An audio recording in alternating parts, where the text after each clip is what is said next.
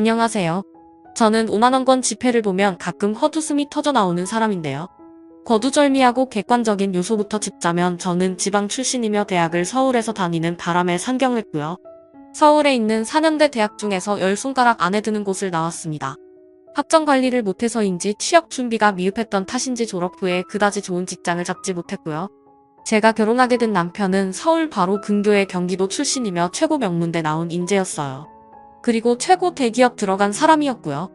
서로의 존재도 모르고 접점 하나 없이 살았던 저희 두 사람이었는데 교회에서 인연을 쌓게 되었네요. 웃긴 건 둘 다 원래 교회 다니던 경우도 아니었단 거예요. 저는 친구 따라서 한번 가본 거였고 남편은 직장 사수한테 잘 보이려고 한번 따라 나와본 거였어요. 이러니까 만날 인연은 어떻게 해서든지 만나게 된다는 속설이 있나 봐요. 세상에 어쩜 이런 식으로라도 엮여서 결혼을 할 수 있었을까요? 시댁이 그렇게 잘 사는 편은 아니었어요. 빚만 없어도 부자라는 말이 있던데 그것에 적용을 한다면 나름 시댁도 부자였네요. 여유로운 형편은 아니었으나 빚은 없었어요. 이런 표현이 너무 직설적이지만 솔직히 시댁에서 남편은 돌연변이었죠. 혼자 잘난 사람이요. 일가 친척을 다 통틀어봐도 남편처럼 원래 공부 잘했고 명문대 갔고 대기업 입사한 경우는 단 한 명도 없었으니까요. 그래서 내가 신사임당이라 이거야. 아들 교육을 기똥차게 잘 시켜서 훌륭한 사람으로 키워냈으니까 또 마침 내가 신씨 아니겠니? 시어머니께서 으스대시는 걸 보면서 자랑하실 만도 하다고 생각했었어요. 집안 전체에서 유례없는 성공을 겨둔 경우가 바로 당신의 아들이었으니 얼마나 기가 사셨을까요? 그런데 아들 잘 키워낸 값을 당신은 꼭 받아야겠다 하시면서 저보다 더 조건 좋은 여자를 며느리로 드릴 수도 있건만 왜 당신께서 저를 허락해야 하는지 그 이유를 저보고 밝히라 하셨어요. 머리가 어지러지겠네요. 저는 횡설수설하면서 저만의 장점, 제가 남편을 얼마나 많이 사랑하는지에 대한 설명, 저의 친정 자랑 같은 걸 늘어놨었죠. 시어머니께서는 근엄한 표정으로 고개를 끄덕이시더니 이렇게 마무리를 지으셨었네요. 말하는 꼬라지를 보아하니 왜 면접에서 줄줄이 낙방하고 대기업 못 들어갔는지 알겠구나. 내 아들하고 지적 수준 차이가 많이 나네. 되는 대로 말을 뱉는 것 같은데 말 주변이 고급스럽지가 않아 기품이 없다고 해야 하나? 고귀함을 찾아볼 수가 없다고 해야 하나? 우리 집안 사람들은 태초부터 타고난 것이 이고고하고 꿋꿋한 자태인데 양반 집에 가풍이란 게 있지. 그런데 너는 확실히 장사치 집안 핏줄이라 그런지 쌈마의 기질이 살짝 보이는 것 같구나. 천한 가풍 속에서 살아왔음이 보여. 그래도 그 가족이 열심히 살아온 듯하니 너에게 가산점을 부여해 주마. 내가 후하게 인심 썼다. 그 가산점 받으면 어떻게 되고 거기서 안 받았으면 어떻게 되는 거였는지 궁금했는데요. 어색하게 우느라 굿대여 여쭤봤었네요. 그래놓고 얼마 안 있어 결혼 날짜부터 잡혔다는 게 가장 웃기는 대목입니다. 시아버지께서 제 친정 집안의 내력을 접하시곤 단박에 결혼 밀어붙이셨거든요. 하도 단호하게 결혼으로 이끄셔서 나머지 사람들은 모두 어리둥절하게 끌려가는 모양새였어요. 특히나 저의 콧대를 미리 팍 꺾어 놓으시고자 했던 시어머니께서 무척 멋져 하셨고요. 양반 집에 가풍 어쩌고 하시더니 남편의 여동생인 시누애를 보고 제가 처음으로 사람을 보면서 아 사람이 싼 티가 난다는 건 바로 저런 거구나 하는 생각이 들어서 좀 당황스러웠네요. 저희 집안은 가업을 이어왔어요. 대단한 건 아니고 식당인데요. 그 자리에서만 아주 오래 장사를 해온 덕에 유명세를 보유하고 있으며 하도 방송국에서 섭외 연락이 끊이지 않았기 때문에 여태까지 딱 2번 방송을 탄 적이 있는 가게랍니다. 그런 홍보 없이도 원래 장사 잘 되어 왔네요. 그리고 또 외삼촌 가족들이 전통시장에서 분식 가게를 하는데 거기도 나름 유명해요. 주말이면 대기줄이 끝도 없이 늘어져 있고요. 자잘하게 장사를 하는 집까지 따지면 더 많아져요. 신과 외가 가리지 않고 장사해서 돈 버는 사람들이 포진해 있네요. 이유가 있어요. 왜냐하면 그런 사람들끼리 만나서 결혼을 이어왔기 때문이죠. 아무래도 통하는 구석이 있어서 그런가 봐요. 제가 늦둥이라서 저는 위로 나이 차이 꽤 나는 오빠가 있는데요. 고3 때 입시를 망쳤던 오빠는 재수를 했어요. 1년간의 재수 생활을 마치고 또 수능을 봤던 오빠는 저한테 와서 이렇게 말했죠. 식당은 내가 물려받아야겠다. 너는 앞으로 코피 터주도록 공부 열심히 해서 좋은 대학하고 좋은 직장 들어가고 포함나는 사무직 남자 만나서 결혼해라. 분명히 명문대 갈 거라고 큰 소리 쳤던 인간이었는데 식당은 절대 근처도 안 기웃거릴 거라고 했으면서 갑자기 왜 이러나 했네요. 저는 코올릭의 초등학생이었는데 저한테 그렇게 말해봤자 뭘 알아듣나요? 그래서 오빠의 말에 시큰둥하게 반응했는데요. 그날 밤 부모님께서 오빠를 쥐잡듯이 잡으시는 걸 듣고 숙연해졌죠. 오히려 장놈보다 시험을 더 못 보다니 내가 이러고도 사람 새끼냐면서 엄마가 엉엉 우시는 소리가 들려왔고 아빠는 한숨을 크게 내쉬면서 오빠 보고 군대나 일찍 다녀오라고 하셨어요. 오빠가 그간 재수 생활하느라 힘들었으니 좀 놀다가 입대하겠다고 하자 그 즉시 아빠는 이웃집에 가서 바리깡을 구해오셨습니다. 그 늦은 시각에 말이에요. 이웃집이 애견 미용실을 운영하던 집이어서 개털 깎는 바리깡이 집에 있었다던데 아빠가 그걸 가져오셨다는 게 지금 생각해도 너무 황당해서 웃음이 나오네요. 군대 간 오빠가 없는 조용한 집에서 저는 왠지 모를 압박감이 느껴져서 공부를 열심히 하게 되었죠. 제가 서울로 대학을 가게 됐을 무렵에 오빠는 식당 일을 본격적으로 배우고 있었고요. 훗날 식당을 물려받을 각오와 포부가 있는 여자를 만나더니 결혼까지 골인했어요. 제 새언니인데 저만 보면 한동안 계속 서울에 계실 거죠? 내려오실 건 아니죠? 식당 일에 관심 없는 거 맞으시죠? 네. 이런 질문을 제 귀에 대고 속사포로 뱉는 사람에 제가 얼마나 난감했었는지 몰라요. 가업 있는 거에 하등 관심이 없다고 말을 하고 또 하고 아주 돌림놀이를 불러줘도 새언니는 의심스러운 눈초리를 거두지 않았어요. 정작 오빠는 별 생각도 없던데 왜 새언니가 그리 굴었던 것인지. 아무튼 제가 결혼할 것 같다는 소식이 전해지자 가장 발벗고 나서서 저의 결혼에 적극 찬성을 했던 인물이 바로 새언니랍니다. 시댁에서는 치아버지가, 친정에서는 새언니가 작정하고 빠른 결혼 추진을 주장하는 인물이 하나씩 있으니 번갯불에 콩 구워 먹듯 결혼이 성사되어 버렸던 거예요. 남편이랑 서로의 조건을 마음에 들어 했었고 되게 뜨거운 연애는 아니었으나 어쨌든 결혼 상대로는 서로를 괜찮아했기에 불만은 없었는데요. 과정이 좀 갑작스러웠기에 얼떨떨한 건 확실히 있었던 것 같아요. 남편은 옛날부터 집안에서 혼자 공부 머리가 좋았기 때문에 아무도 날 이해 못해라는 생각을 가지고 살아왔어요. 너무 혼자 잘나도 그런 애로사항이 있더라고요. 식구들 사이에서 자기만 이방인이라는 느낌이 계속 들었나 봐요. 그래서 뭔가 비유를 하자면 고슴도치라고 할까요? 은근하게 나를 세우면서 너는 날 몰라 이렇게 구는 경향이 있었어요. 저는 워낙에 너는 너고 나는 나다 이런 성향이 있는 사람이라서 남편의 그런 면모에 타격을 받지 않았어요. 그러거나 말거나였죠. 하지만 시댁 사람들은 남편한테 은연중에 서운함을 많이 받고 살아왔던 모양이에요. 같이 부대끼면서 정을 나누고 싶어하는 게 시댁의 특성이었는데 남편이 무뚝뚝하니까요. 대기업 입사에서도 용돈만 딱 드리는 게 끝이었대요. 그걸로 도리를 다한다고 남편은 생각했으나 시댁의 입장은 달랐어요. 기껏 뼈 빠지게 남부럽지 않은 인물로 키워놨으면 응당 살가움보다 미 돌아와야지. 가족하고 시간도 더 보내고 여가 시간도 가족들하고 쓰고 그래야 할 텐데 맨날 멋져가고 회사 일이나 하고. 에휴, 아들 잘 키운갑. 신사임당 활동비 그건 앞으로 며느리한테 정산 받아야겠다. 나한테 다른 수가 있겠니? 예. 며느리요? 저요? 제가 뭘 어떻게 정산을 해드려야 하는 걸까요? 어머님, 너는 내 아들보다 일도 적게 하고 한가롭잖니? 그러니까 내가 앞으로 내 시댁 식구들을 살뜰히 보필하고 주말이나 어디 때가 되면 좋은 곳에도 데려가고 늘 시댁 식구들이 심심하게 지내고 있는 건 아닌지 살피면서 온 정성과 신경을 다 쏟는 게 며느리로서 할 둘이 아니겠어? 응당 며느리란 출가 외인으로서 더 이상 자기 친정에 관리할 게 아니라 자기 시댁에 한 몸을 바쳐야 한단다. 시댁의 공식적인 동명, 그게 바로 며느리인 거야. 저는 그 순간에 분명 둘 중 하나일 거라고 생각했어요.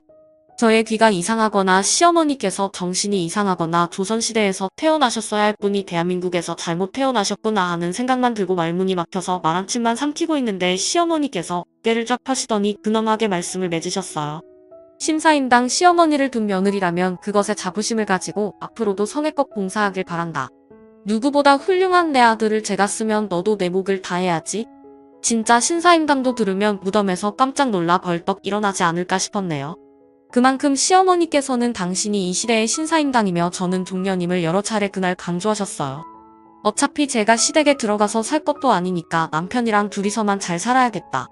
최대한 시댁과는 교류 없이 잘 살아야겠다. 이런 다짐을 몰래 했었네요. 신혼집은 전세로 얻었어요. 서울 동작구에 있는 역사권 아파트였고요. 조금 아담한 평수, 깔끔하게 빠진 내부 구조, 고층에서 보이는 멋진 전망, 이런 조건들이 다 마음에 드는 곳이었죠. 남편은 출퇴근 동선, 주차 공간 확보 이런 거에만 관심이 있었지만 저는 깨끗하게 관리하는데 어렵지 않은 집인지 이런 부분에 관심이 많았어요. 위생청결 구역관리 이런 것들은 제가 어렸을 때부터 자연스럽게 익혀온 것들이었고 머리에 박혀 있었거든요. 제가 어떤 스타일의 부모님 아래서 유년 시절을 보내왔는지 감이 잡히시죠? 저희 오빠도 때마다 욕실 청소하고 냉장고 청소 싹 다 하면서 자라왔으니 말 다 했습니다. 자, 그런데 이제 이런 저에게 엄청난 시련이 닥치게 됩니다. 우선 남편하고는 크게 별일 없었어요. 일을 좋아하고 성과에 미친 워커홀릭이라서 집에 와서는 피로를 풀고 쉬기에만 급급했고요. 집에서 딱히 뭘 하는 게 없으니까 더럽힐 건수조차 없었던 거예요. 그러던 남편이 해외 출장을 가게 되었어요. 2달 일정으로 베트남에 말이죠. 그러면서 저한테 생전 안 하던 부탁이란 걸 하더군요. 혹시 내 동생 나 없는 동안만 여기 우리 집에서 통학하게 할 수 있을까? 지하철만 3번 갈아타고 학교 다니는 걸 동생이 너무 힘들어한다니. 지난 학기도 간신히 다녔다고 하더라고. 무슨 말인지는 알겠어. 그런데 이미 학기 시작한 거 아니야? 학교 잘 다니고 있을 텐데 굳이 왜 환경을 바꾸려고 해? 나랑 살면 불편해할 텐데. 나는 그게 걱정인 거야. 아니야, 그런 걱정 안 해도 돼. 왜냐하면 내 동생이 먼저 간절히 부탁해서 내가 너한테 말 전달하는 거야. 내 동생 작은 방에서 몇 주만 지내게 해주면 안 될까? 참고로 신우이는 대학에 대해 줄줄이 꿰고 있지 않은 이상 서울에 그런 대학도 있었다고 싶은 곳에 재학 중이었어요. 그때가 졸업 전 마지막 학기였고요. 조금 놀라운 거라면 거기를 재수해서 들어갔다는 점이 있었네요. 시댁 위치가 경기도인데 신우이가 집에서 대학교를 가려면 지하철만 3번 갈아타야 했나 봐요. 무엇보다 집에서 지하철역까지도 거리가 있어서 그걸 버스로 가야만 한다고 했죠. 저희 신혼집에서는 그 대학교가 훨씬 가기 쉬웠고요. 거절할 엄두가 안 나더라고요. 신우이가 먼저 원했다고 하니까 거절하기에 너무 미안했고, 속으로는 그래, 신우이 걔도 자기 부모님이랑 사는 게 답답해서 그럴 테지. 왠지 이해가 간다. 이런 생각이 들어서 그랬어요. 비록 그간 짧게 봐왔던 신우이의 모습이 지나치게 멋부리는 걸 좋아하고 유행에 민감한 것 같아서 저랑은 왠지 코드가 달라 보이긴 했지만요. 서로 자매가 없었기에 언니 동생 하면서 친분을 잘 쌓는다면 두고두고 좋을 거란 계산이 생겨났어요. 실제로 신우이가 짐을 가져온 첫날에 저희는 호칭 정리를 새로 했어요. 저는 앞으로 친근하게 신우이를 이름으로 부르기로 했죠. 시작이 좋은 것에 신우이한테 받았던 첫인상이 별로라고 여겼던 제 과거를 단정하기도 했답니다. 하지만 그때부터 저의 시련이 시작되었어요. 세상에서 가장 긴 7주였죠. 남들하고 비교를 안 해봐서 객관적인 수치는 모르겠으나 제가 화장품을 어느 정도 갖추고 사는 편이에요. 지인한테서 소소한 선물을 받게 되면 그게 화장품인 경우도 많았고요. 제가 립스틱도 여러 개 가지고 있었는데 외출할 때는 수정 화장에 편한 립크로스 하나만 휴대하곤 했죠. 그런데 신우이랑 같이 산지 2주, 거의 보름도 안 되었을 때였어요. 이상하게 제 립스틱들의 양이 줄어가고 있다는 느낌을 받았죠. 색이 부담스러워서 가끔씩 바르는 립스틱이 있었는데 그날 모처럼 그걸 발라보려고 뚜껑을 열었더니만 딱 봐도 양이 줄어있는 거예요. 이상하잖아요. 저는 그걸 원체 잘 바르지도 않는데요. 기억 속 남은 양이 4cm 정도라고 친다면 제 눈에 보이는 양은 3cm 정도였어요. 그때는 착각인가 했는데 다른 립스틱들도 전부 그렇더라고요. 그리고 며칠 후에 소름이 끼쳤죠. 와, 그 사이에 립스틱들의 길이가 조금 더 줄어있는 거예요. 진짜 농담 아니고 저는 그때 제가 정신분열증 같은 거 걸린 줄 알아서 잠깐 겁먹기까지 했었어요. 고민하다가 신우이한테 물어봤었죠. 범인이라고 한다면 솔직히 신우이밖에 없잖아요. 저기 지연아, 이런 거 물어봐서 미안한데 혹시 내 립스틱 쓴 적 있어? 모양이 좀 달라진 것 같아서. 네? 아니요? 저는 잘 모르겠는데요. 왜 저한테 물어보세요? 언니는 제 입술이 언니 립스틱 바른 것처럼 보이세요? 저 입술에 각질 많아서 립스틱은 아예 안 발라요. 아시잖아요. 알기는 제가 어떻게 아나요. 아무튼 신우이가 펄떡 뛰면서 잡아떼더라고요. 질문 한번 던져본 것뿐인데 입술을 파르르 떨어댔어요. 누가 뭐든 신우이가 한 짓은 확실했죠. 그런데 어떻게 그 많은 양들이 줄어들 수 있었을까 하는 의문이 있었는데요. 놀랍게도 그 이튿날에 해답을 마주했네요. 신우이가 씻으러 들어갔는데 작은 방에서 휴대폰 벨소리가 울리는 거예요. 전화가 오는 모양이었는데 계속 끈질기게 울리더라고요. 시끄럽기도 해서 제가 작은 방으로 들어갔죠. 전화 오는 휴대폰을 찾을 요량이었건만 문득 제 눈에 작은 쇼핑백이 들어오는 게 아니겠어요. 제가 미니 손지갑을 사면서 받았던 코치 브랜드 쇼핑백이 방구석에 있길래 저도 모르게 무심코 그걸 들여다봤죠. 쇼핑백 모아두는 곳에서 신우이가 이걸 챙긴 모양인데 이런 생각을 하면서 그 쇼핑백을 본 순간 하마터면 소리 지를 뻔했습니다.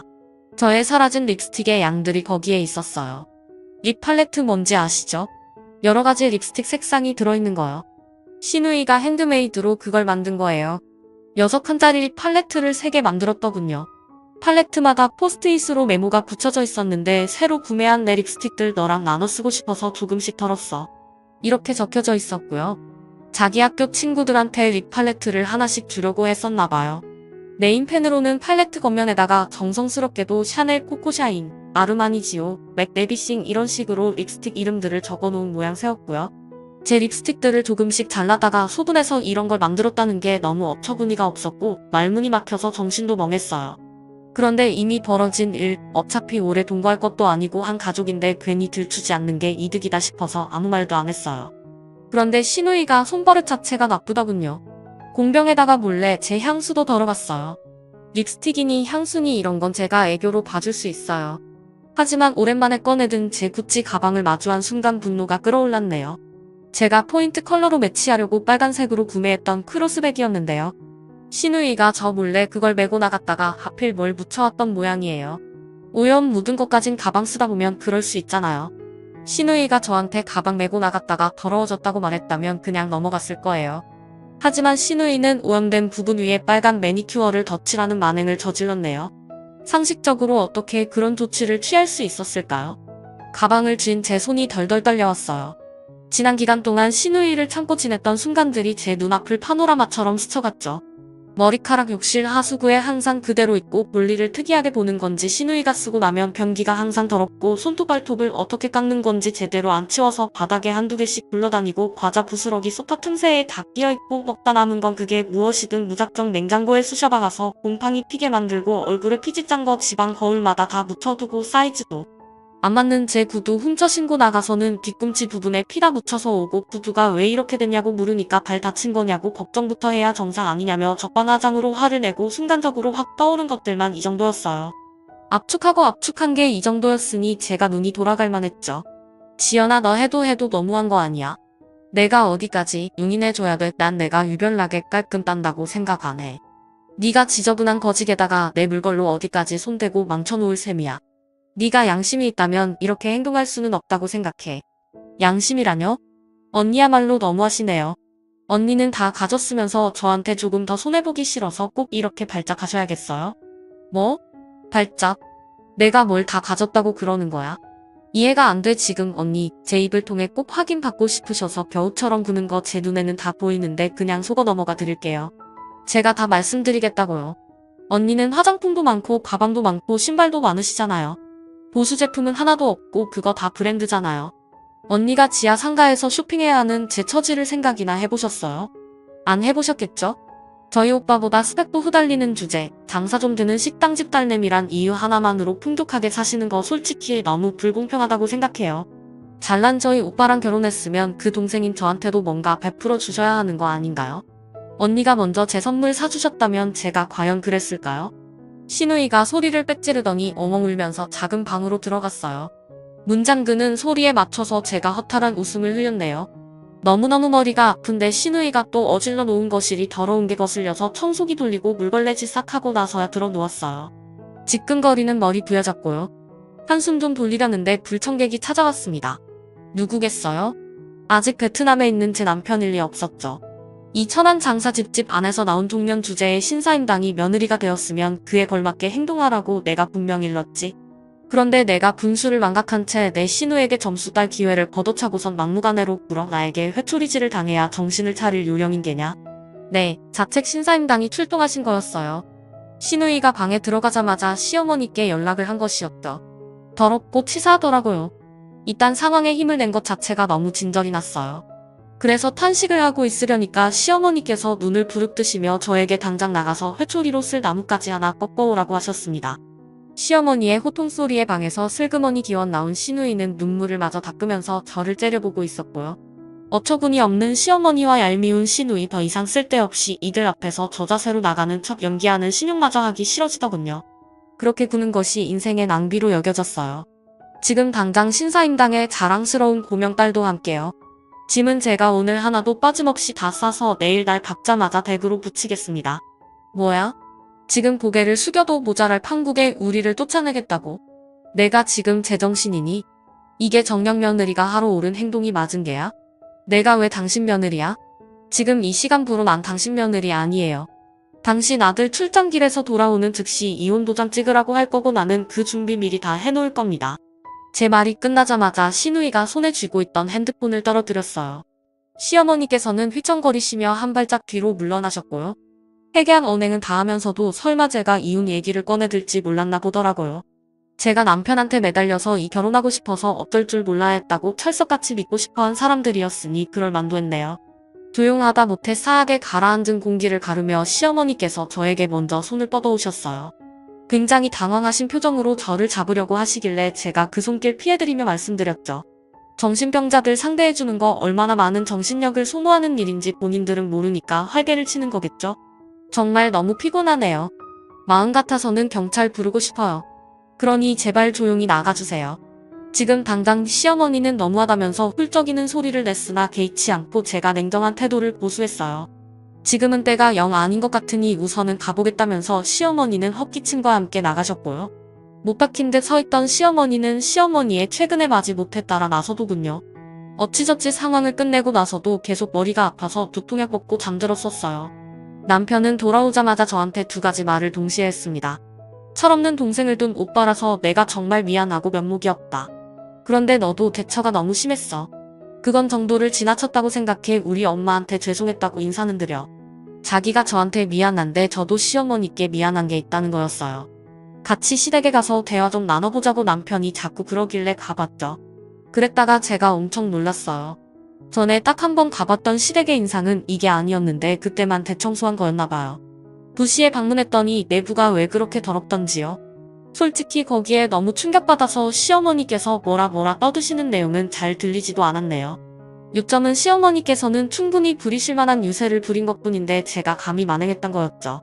저는 대꾸하기도 싫어서 입술을 꾹 붙이고 아무 말도 안 하고 고개만 몇 번 끄덕이다가 나왔습니다. 남편이 그러더라고요. 아까 그 자리에서 시어머니께 사과하라고 저를 종용하지 않은 것만으로도 자기는 굉장히 너그럽게 군 거라고 말이에요. 저는 준비했단 말만 해줬어요. 잘 알았고 나도 잘못하긴 했어. 결혼을 너무 성급하고 생각 없이 해버려서. 큰 잘못했지. 이제라도 잘못을 만회하고 싶어. 그러니까 이혼하자. 여기까지만 하고 갈라서는 게 서로에게 추해지지 않을 좋은 기회라고 생각해. 남편이 화들짝 놀라면서 저를 붙잡았으나 저는 냉담이 뿌리쳤어요. 당장 쓸 짐 챙겨서 시댁으로 가라 그랬습니다. 신혼집은 당연히 바로 정리할 건데 그 남은 짧은 기간 동안은 저 혼자 살고 싶다 했어요. 절대로 저랑 이혼도 못하고 자기 부모님 집에 들어가 사는 것도 못한다면서 남편은 길길이 날 뛰어댔죠. 그러거나 말거나 저는 이혼할 거고 빠른 신혼집 정리부터 들어갈 거라 해줬네요. 여지를 주지 않은 거죠. 상황이 거기까지 치닫자 남편 제 친정으로 갔습니다. 식구들 앞에서 남편이 머리 숙이고 사죄하면서 이혼을 막아달라고 빌었대요. 제가 세심하지 못한 놈인 거 스스로 너무 잘 압니다. 그래서 모든 걸 망쳐놨어요. 저는 제 와이프 말고는 저를 포용해줄 사람이 다시는 없을 것도 압니다. 한 번만 더 기회가 주어진다면 정말 잘할 자신 있습니다. 친정 식구들이 모두 난감해하던 와중에 단 한 사람만이 머리를 굴리고 있었죠. 새언니. 제가 신혼집 정리하면 직장도 정리하고 내려올 거라 생각했나봐요. 아주 거품을 그 자리에서 제 이혼을 반대했다네요. 아니 생각할수록 저희 새언니 너무 웃기지 않나요? 당시에는 새언니에 대해 별로 생각 없었는데 곱씹은 이가 가장 웃긴 사람이 새언니 같아요.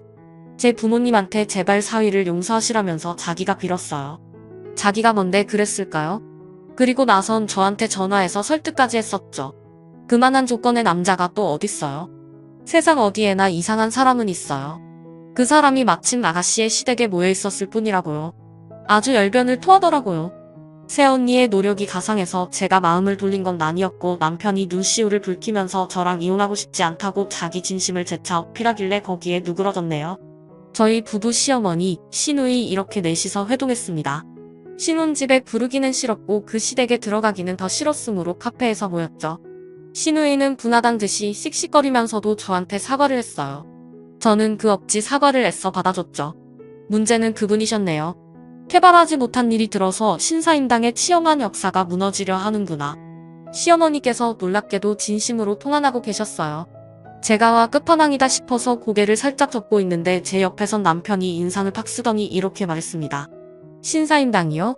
엄마가 신사임당이라고 말씀하시는 거예요. 저 초등학교 때 다단계에 빠지셔서 살림 내팽개치시고 다 말아드시고 저 중학교 때 아버지랑 싸우셨던 이유로 장기 가출 습관적으로 하시고 그래서 제가 학업이랑 살림 동생 돌보기 다 했었죠. 저 고등학교 때 제 입시를 위해 용한 부적을 얻어오시겠다고 하더니 전국 팔도 산이란 산은 다 타고 다니시면서 즐거이 산악회 활동만 하시고 일단 제 학창시절은 돌아보면 이러했는데 도대체 어느 시점에서 스스로를 신사임당이라 생각하시게 된 거예요?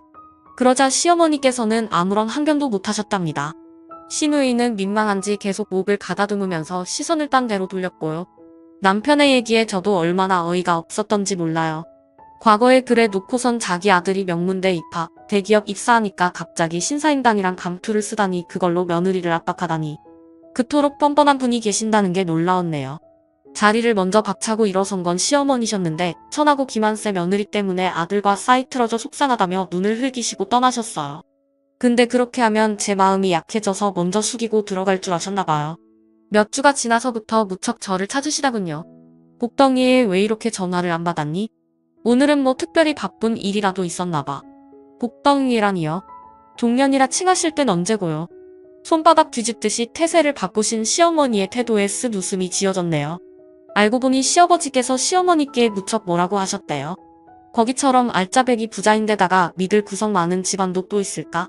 그런 가치를 몰라보고 왜 귀를 누르려고 들었어? 귀를 누른다고 해서 그게 눌러질 것 같아?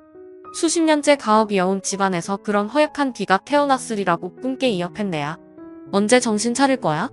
그래서 시어머니께서는 주눅이 드셨던 거죠. 당연하다면 당연하게도 시어머니와는 거리를 많이 두고 지내게 됐답니다. 애가 타셨는지 이러한 저런 수를 쓰시기도 했는데 다 무용지물이었죠. 원래 자기 가족한테 애틋하 먹고 무뚝뚝한 남편이 저에게 협조를 아주 잘해주었고요. 그리고 시누이 대학 졸업하고 취업 전선에 뛰어들고 보니까 현실 감각이란 게 생겼나봐요. 예전에는 자기가 너무 철이 없었다면서 눈물 콧물 흘려가며 저에게 호소를 해왔어요. 친하게 잘 좀 지내자고 하더군요. 저한테 어찌나 상한거리던지요. 남매 간의 우애가 대단치는 않아도 남편이 자기 여동생을 그래도 챙기려고 드는 편이기에 시누이랑 의절은 안 했어요. 의도한 적은 한 번도 없었으나 어쩌다 보니 시댁 쪽을 꽉 잡고 사는 며느리가 되어버렸네요. 이래서 사람 일은 한 치 앞도 모르는 거라고 하나 봐요. 제 이야기 들어주신 분들의 앞날이 술술 풀리길 바라면서 이만 마치겠습니다. 여러분 사연 댓글에 응원과 현명한 조언 부탁드려요. 좋아요와 구독은 저에게 큰 힘이 됩니다. 오늘도 좋은 일 가득하세요.